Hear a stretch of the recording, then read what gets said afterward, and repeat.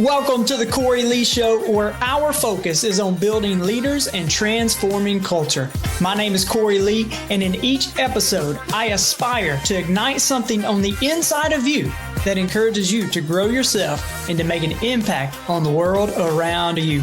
Welcome to the Cory Lee Show.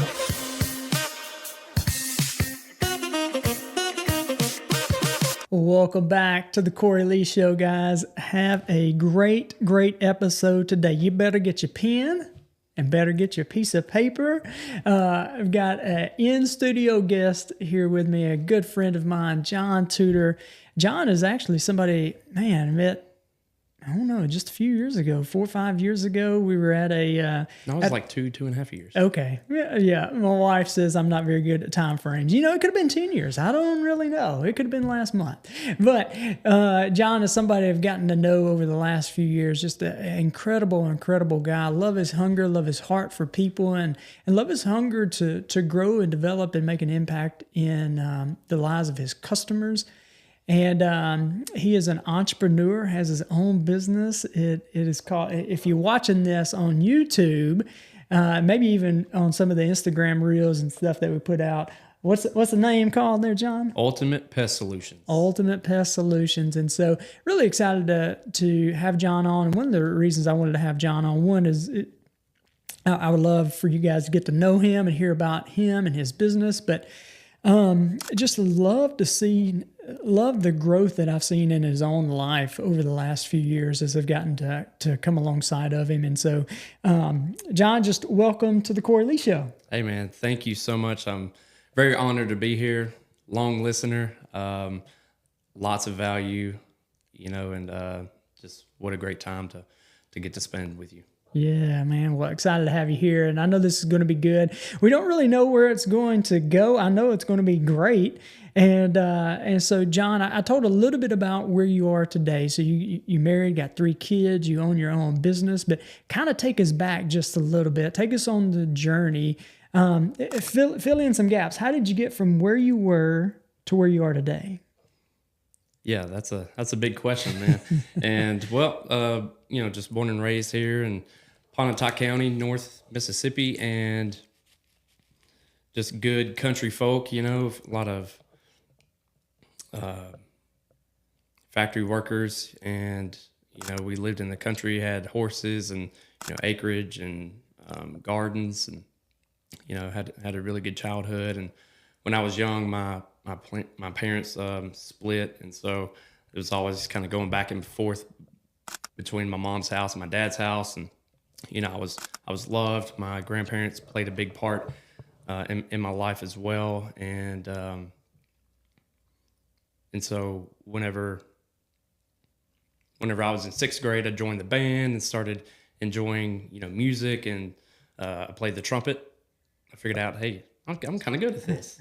It's kind of an escape. And then when I was in 8th grade, I was 13 and my dad passed.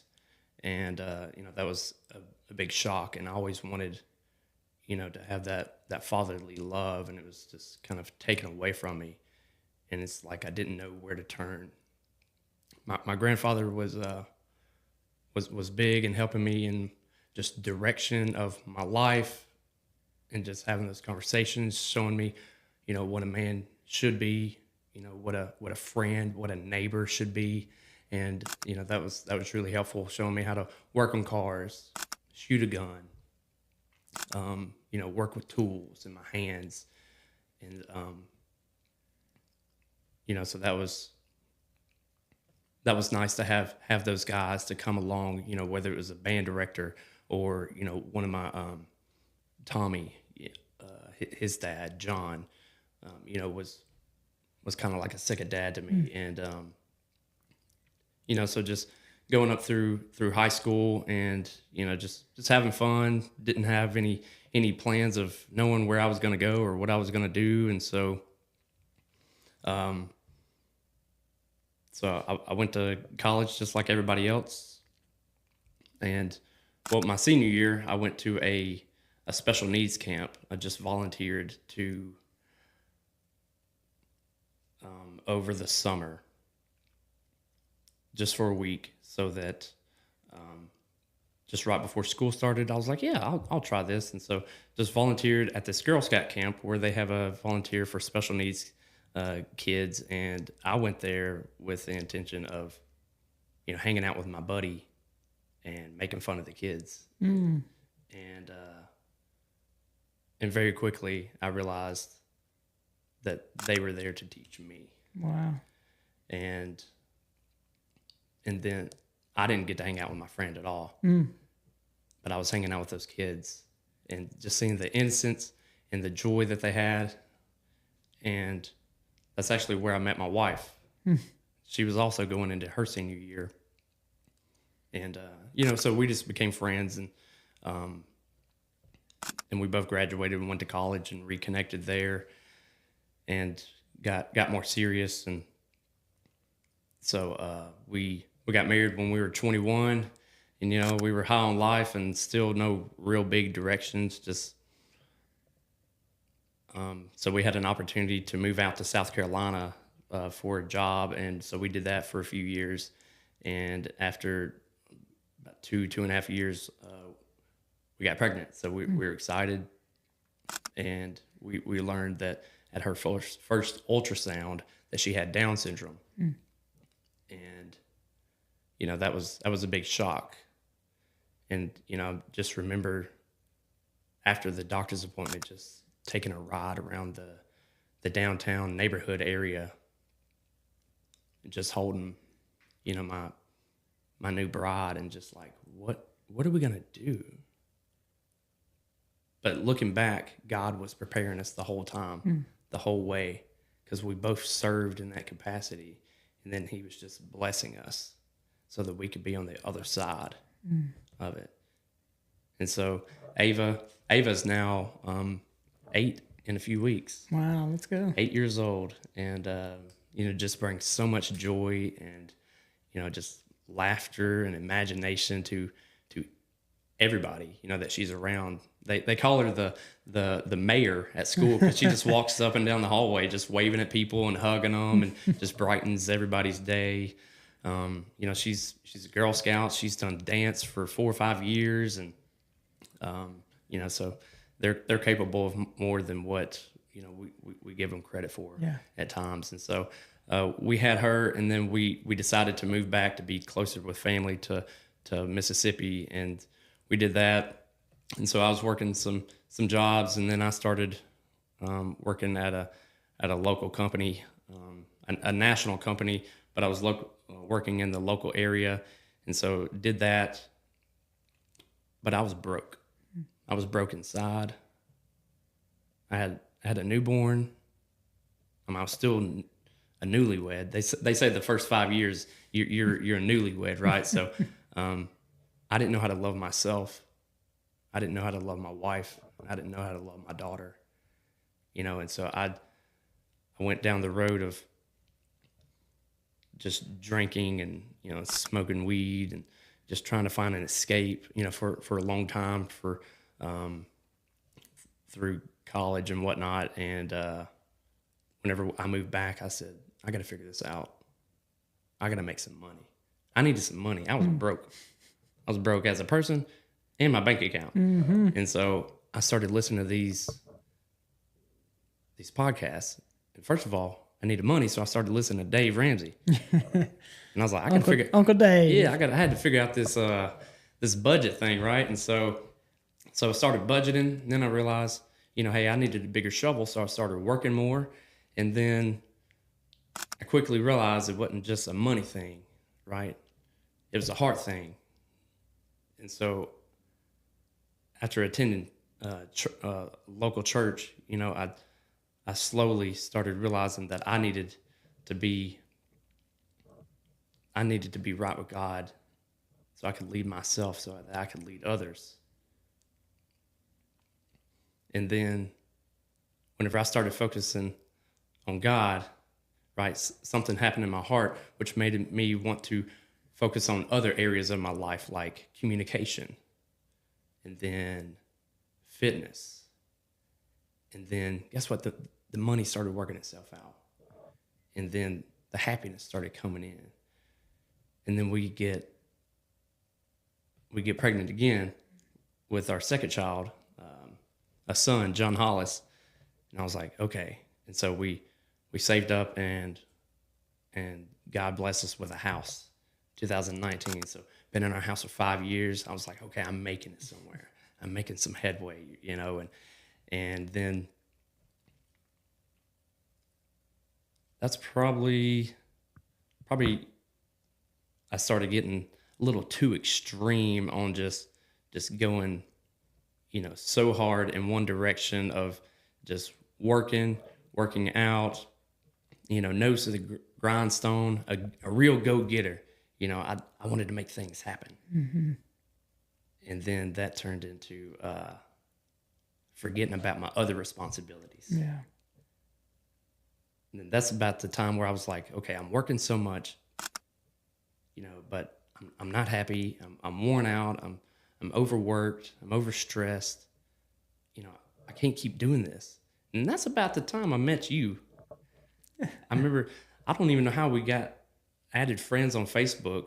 Do you just go around adding people on Facebook? No, I don't add anybody. I'm pretty sure you. I get a lot of requests, but I don't go out adding folks. But I remember seeing just on your Facebook profile, John Maxwell Leadership, and I was like, oh, this guy's local and he's part of John Maxwell, and whenever I listen to somebody like John Maxwell, just put it so intentional, so precisely, it just seems so clear. Mm.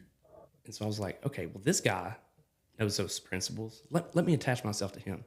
So I met you at an event, and we connected. You gave me some book recommendations. Do you remember what it was? I probably could guess, but I don't remember what they were. Well, the main one is the Traveler's. Yeah, I was going to say, I recommend that one a good bit. Is that The it? Traveler's Gift. Yeah, that's a great book. Yeah, and so that started to open up my eyes in different areas, and I was like, wow, I didn't know, this type of book was out there. And so, we just slowly started just connecting and doing more things and growing. And I remember you kind of asking me like, well, when's the last time you took your wife on a date? I'm like, that ain't how I make more money. You're trying to get me to spend more money, man. How are we going to make more money? Yeah. Well, when's the last time you took your wife on a date? Yeah, does this guy know what I'm trying to do? I don't think he heard what I asked. Yeah.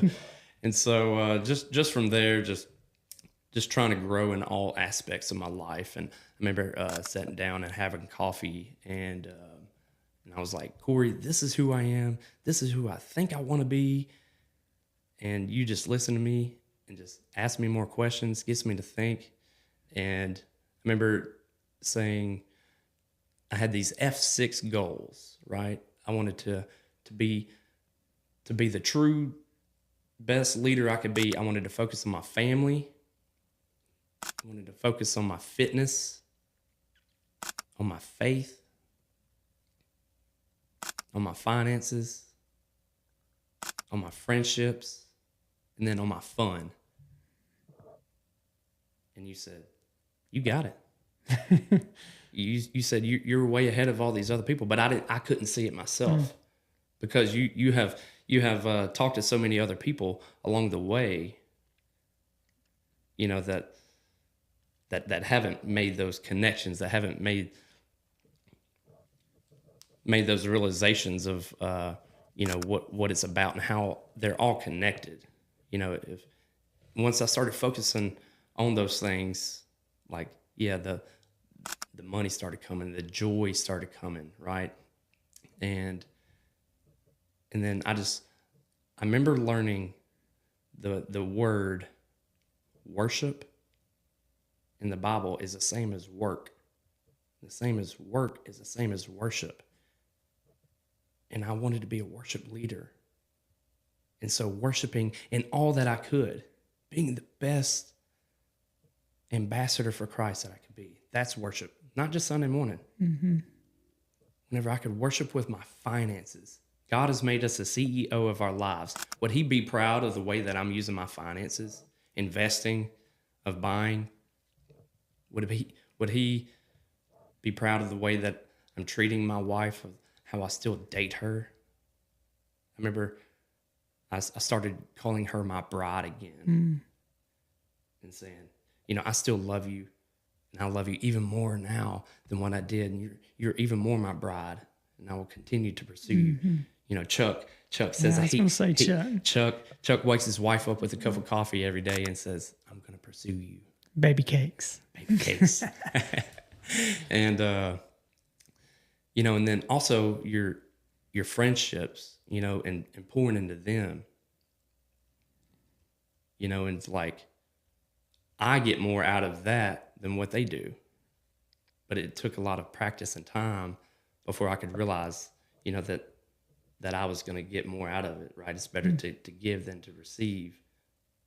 But when you are giving, you are also receiving. It's sevenfold. John, you talk a good bit about worship is work, or work is worship. And I like that. And I think sometimes we can get so sidetracked, kind of like what you were saying. It is very easy to compartmentalize our lives of like, well, this is my work life, this is my family life, this is faith, fitness, finance, all that stuff. But I love how you say that. I would just love to hear kind of like, when you think about that, like, what does that look like lived out? You are going into people's homes. You're doing ultimate pest solutions, like you're providing solutions for the pest problems that people have, right? I like that. But like, what does it look like to have work as worship? Yeah, so I used to look at myself as just a bug man. Like I was, I could just feel what people thought of me, but I didn't know what God thought of me. And whenever I realized that, we're called to be a slave to the kingdom, not because we have to, but because we want to. We get to do this every day. We get to wake up. We get to worship collectively, and even what does it say, in the closet, right? In the secret space. In the secret space. And so, hey guys, I hope you are enjoying this episode of the Cory Lee Show. Y'all, I am on a mission to build leaders and to transform culture. So if you're looking for a speaker who speaks directly to the heart, a mentor to come alongside you and your team, or if you're in a position where you're looking for a personal coach who embraces where you are and also believes in who you could become, then I would be honored to walk this path with you. Simply reach out to me on my email at Cory@CoryLeeLeadership.com. Look, let's make your vision a reality. Contact me, and together we'll navigate the path from aspiration to achievement. Your transformation, it starts now. It's intentionality. Cory, you say something about, where's your heart posture at? Yeah. Are you doing this for yourself? Are you doing this for your own glory? Whenever you said those things, whenever you reacted that way, what was your heart posture? Were you trying to worship? Was the Holy Spirit filling you and leading you? And so, just whenever you get in the Word gets in you and it flows out, right? So controlling that tongue and that utter and my reactions. And I would just, something would come in, it would trigger something, and then I would just react. And then I learned that was a weakness. So learning how to control myself so that I could bless others.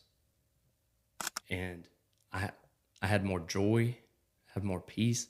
And it says in Romans 5 about challenges and trials, doing hard things. Sometimes people think that the Christian life is, I got saved, it's all going to be good now. It's all good now, I'm saved. No, that's when the real work happens. That's when the devil is really going to start attacking you. Now, I think we all have our own stories, but that leads to endurance and strength of character, right? Of how you react. And then that leads to hope and salvation and joy. And so I remember writing that out in just arrows of challenges and strength and endurance and character and hope and joy and salvation. I was like, that's what I want. I want hope, joy, and salvation. So do hard things, serve others. That's worship every day. And so that's what a leader was. Yeah, I like that. And, you know, I like how you say it's really, it's interesting. You say you thought people saw you just as a bug man. And really it is understanding that identity, but it's really taking pride in everything that I do. In leadership, we talk about respect. And one of the ways that you gain respect is, number one, you got to respect you. You got to have respect for yourself. You respect for other people. You got to have courage, go out and win some. But one of the ways that you gain respect is having a certain level of respect for the work that you do, and taking a pride in doing things with excellence. It doesn't matter what the role is or what the job is, it's doing that with excellence. I know you've probably heard me share this story, and I've shared it a good bit, but I like to say, you know, when it's your birthday in our family, you get to choose where we're going to go out to eat at. And our niece, out of all the places she could have chose, she wanted to go to Cracker Barrel on a Sunday, all right? Now, for those of you that may be chuckling or something, or maybe you don't, maybe he's like, I don't even know what he's talking about. Well, on a Sunday at Cracker Barrel, there's like an 87-hour wait to get in that place, all right? And so we wait our 87 hours. We finally get seated. Waiters, waitresses are going crazy. But there's this busboy. And this busboy, in this high-stress situation, he's carrying himself in a certain kind of way. He's got his head up, his shoulders back, and he is walking like he is going somewhere on purpose. And he goes up to a table and he takes the water bottle out of his pocket. He spins it around his fingers and shoots down the table, spins it back around, puts it back in his pocket. And I noticed that our kids, they stopped everything they were doing and they were watching this guy wipe down tables. And like, he did not have to carry himself like that, but he was taking some kind of pride in the work that he was doing, and the work that he was doing was wiping down some tables. You know, that I see that in what you're talking about. Work is worship. Like I can magnify the Lord in whatever I do, whether it's, you know, many people want to stand up on the stage, and I know one of the greatest fears is public speaking, but when I say stand up on the stage in the spotlight, they want their name up front. Right. And whenever it's go time, whenever the lights are on, that's, well, when that time comes, then I'll do things with excellence. And you know, the Bible clearly says is really, you know, if you could be faithful with the small, you can be faithful with the large. But one of the mentors I always said, listen to, he said, how you do anything is how you do everything. Right? Is that Nick Saban? That's Paul Martinelli. You know, Paul Martinelli. I talk a lot about him. So, but Nick Saban's got some good stuff too. And so, man, I love that. There was one more thing. Yeah, come on. I remember learning that I'm selfish. Cory, you're selfish too, right? You got to take care of yourself before you can take care of anybody else. You got to put your mask on the airplane if something happens, and take care of yourself before you can take care of somebody else. And so to be selfish, I wanted to become selfless, right? Because the more that I serve, the more that I over-deliver for somebody else, it's just going to come back to me. And so I got into a routine of serving others, looking into other people the way that I wanted them to look at me. And so Paul says, if you're an encourager, encourage, right? And if you're a giver, give. And so I just wanted to start giving of my time and my energy, and just started encouraging. I learned how to listen. I had 2 ears and 1 mouth, and started to ask people questions, and then just listen at what they could say so that I can learn from them. Mm-hmm. And that was a big, remember that was a big light bulb moment. And that's just continued just to serve me. Yeah, I like that. There's something else you said too. I forget exactly what you said, but you said you became aware of something that was inside of you. Maybe you had what was it you said, a bad attitude, or you would get frustrated. You would get frustrated. And I love the fact that you brought that up. Like when we're growing, as we grow, a lot of that stuff kind of rises to the surface, right? Like, oh, I actually do I get mad when this happens, or I get frustrated when this happens. That's kind of just bringing some stuff to the surface. And I think what I've seen in you is that level of awareness. Hey, that thing rose to the surface. It doesn't have to stay there. Now that it's at the surface, I can actually deal with it, right? I become aware of something, and I don't know if you've seen that show Forged, right, where they put the gold or the silver or the knife in there, and all the impurities rise to the top, and they can pull that impurities off. Well, it's kind of like that. Those impurities that are deep within our heart rise to the surface. Well, now that I'm aware about it, I can do something about it. They don't have to stay there. And that's what I've kind of seen in you, John, is you've become aware of some of these areas of growth. You haven't allowed to say, oh, woe is me, oh, poor is me, and get frustrated, allow the stuff to get back in there. It's like, okay, this is not the way I want to be. What can we do about it? Let's do something. I need to grow here. And so I think that's something you do really well. Yeah, no, I appreciate that. And I would always listen, so I started just listening to podcasts, right? And how did other people become successful, quote unquote? And, what did they do whenever they had great faith? And so diving deep into other entrepreneurs, diving deep into people in the fitness areas, right? There's experts everywhere. Information is free. It's what you do with it. And so I started taking actions. Cory, you talk about, I forget what you call it, but I call it T-bar. So I had to control my thoughts, and your thoughts lead down to your beliefs. And then your beliefs go to your actions.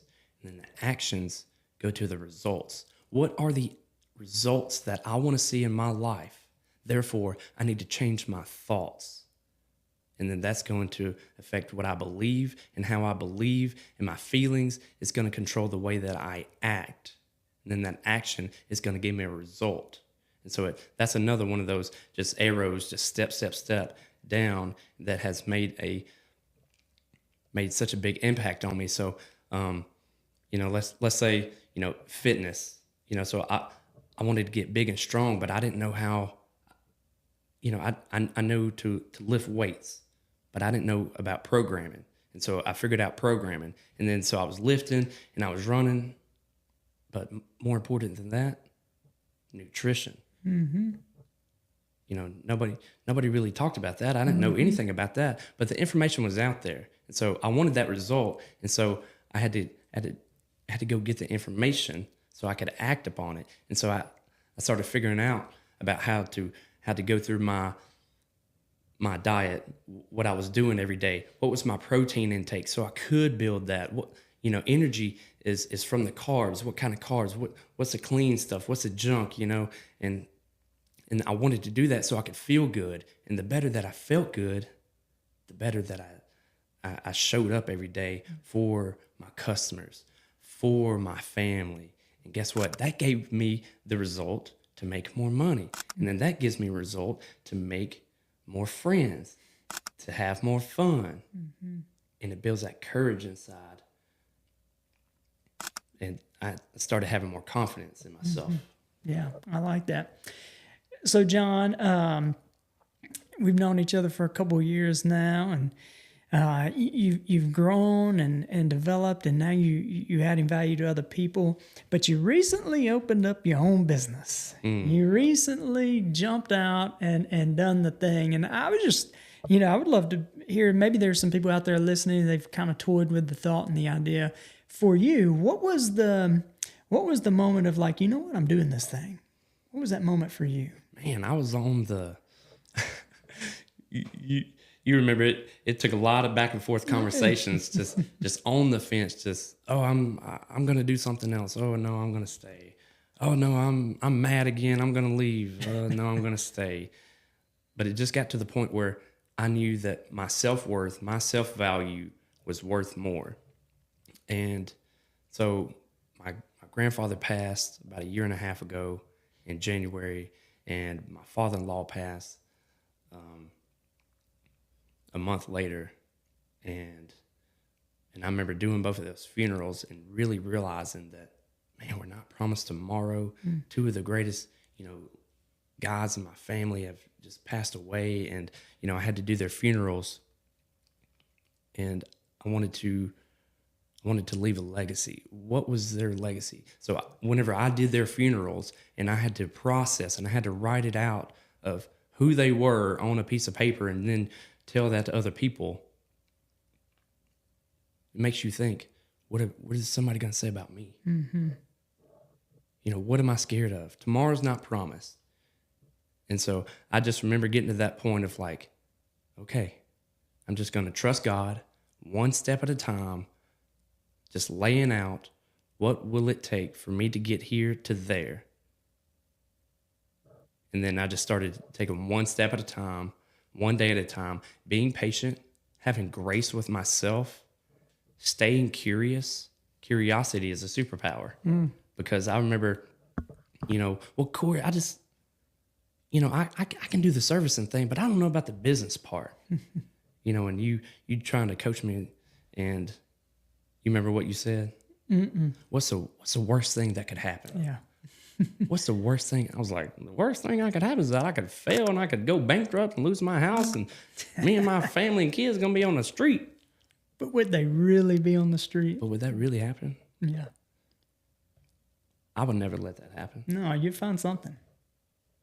I would find a way. God has promises.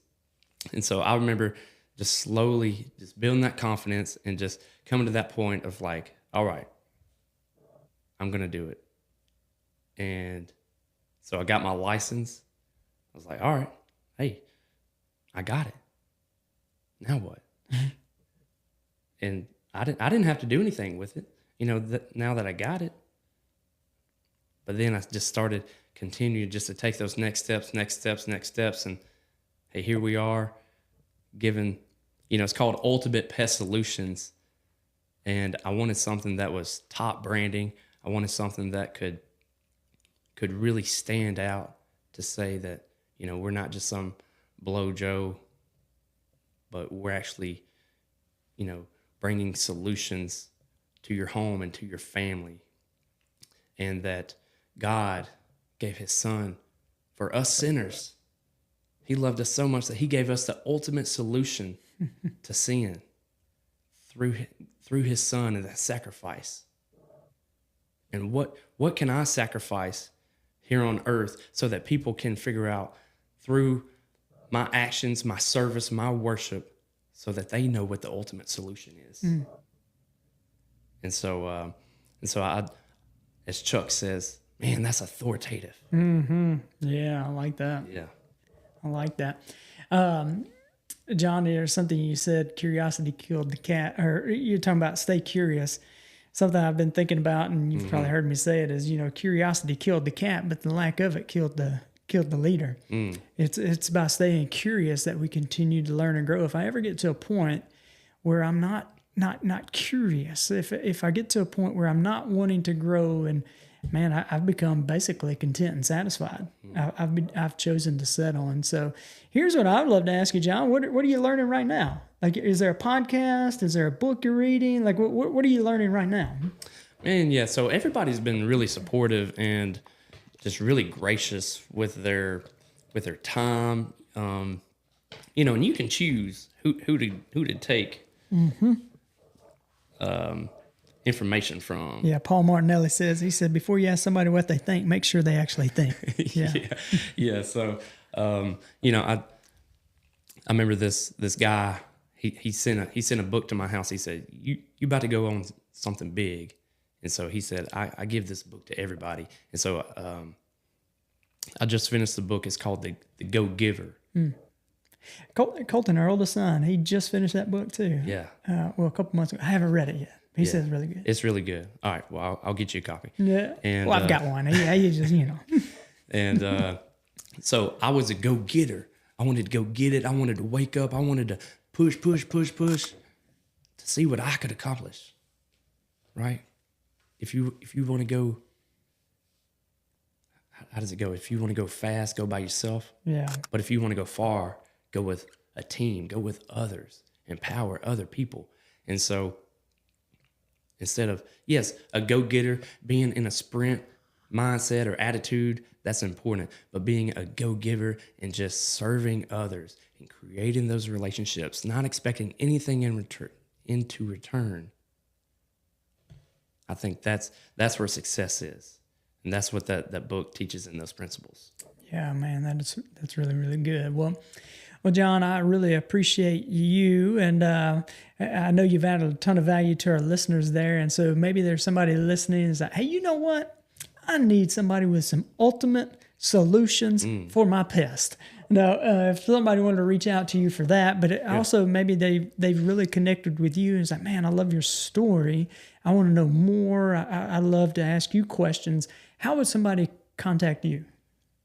Yeah, so I have a Facebook page. You can find me on there, or Instagram, John Tutor, or reach out to my business, right, as well. So John Tutor at Ultimate Pest Solutions LLC.